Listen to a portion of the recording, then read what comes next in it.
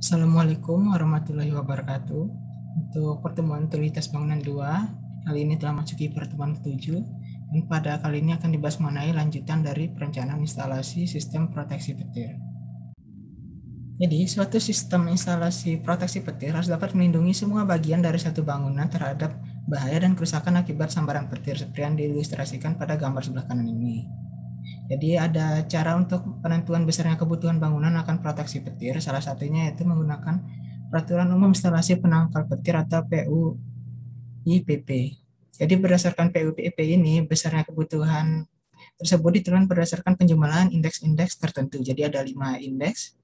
Ada indeks bahaya berdasarkan jenis bangunan, kemudian konstruksi bangunan, tinggi bangunan, situasi bangunan, dan pengaruh kilat atau hari guru. Ini dibagi jadi 5 indeks, ada indeks A, B, C, D, dan E. Jadi untuk mendapatkan nilai perkiraannya, maka semua indeks ini ditambahkan. Jadi perkiraan bahaya sambaran petirnya atau dinotiskan sebagai R sama dengan indeks A tambah indeks B tambah indeks C tambah indeks D dan tambah indeks E. Nah, untuk indeks-indeks ini akan dijelaskan pada slide selanjutnya. Jadi indeks A itu merupakan bahaya berdasarkan jenis bangunan. Nah, ini ada beberapa jenis bangunan. Yang pertama, bangunan biasa tidak perlu diamankan. Baik bangunan maupun isinya, ini untuk indeks A-nya bernilai negatif 10.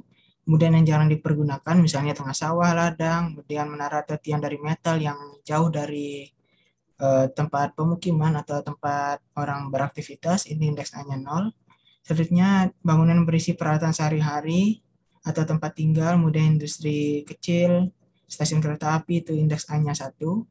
Kemudian untuk bangunan isinya cukup penting, misalnya nara air, kemudian barang-barang berharga antar pemerintah, itu indeks A-nya 2.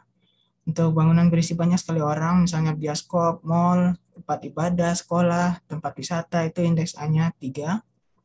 Untuk instalasi gas, minyak, bensin, rumah sakit, indeks A-nya 5.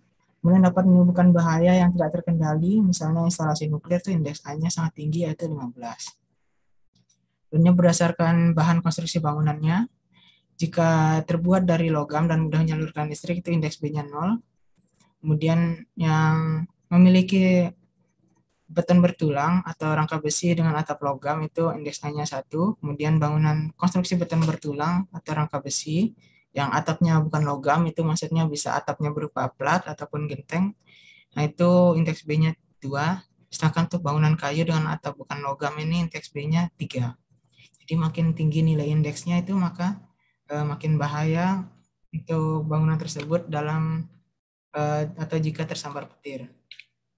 Selanjutnya indeks C ini berdasarkan tinggi bangunan. Jadi mulai tinggi 0 hingga 200 meter. Nah, ini indeksnya mulai 0 hingga 10 untuk indeksnya. Maksudnya untuk situasi bangunannya, ini indeks D. Ini berdasarkan situasi bangunan ke pada datar, di tanah datar. Jadi ini walaupun ketinggian atau elevasi bangunan berbeda, namun jika berada di tanah datar, maka indeksnya itu 0. Kemudian jika di kaki bukit dengan sampai 3/4 tinggi bukit untuk gedungnya, atau di pegunungan sampai 1000 meter, indeks D-nya itu 1. Kemudian jika berada di puncak gunung atau pegunungan lebih dari 1000 meter, maka indeks D-nya 2. Nah, untuk dua situasi bangunan ini, keadaan sekitarnya tidak datar, bisa berupa cekungan atau cembung, bisa berupa perbukitan atau lembah. Kemudian ini untuk bahaya pengaruh kilat atau hari gurunya. Jadi ini paling kecil 2, kemudian paling besar ini sebesar 256 hari guru per tahun. Nah, nanti ini disesuaikan berdasarkan lokasi gedung tersebut berada. Nah, sehingga untuk nilai R-nya yaitu berupa hasil penjumlahan dari indeks A, indeks B, indeks C, indeks D, dan indeks E. Nah, ini mulai dari di bawah 11. Jika di bawah 11 ini maka perkiraan bahayanya diabaikan dan tidak perlu pengamanan.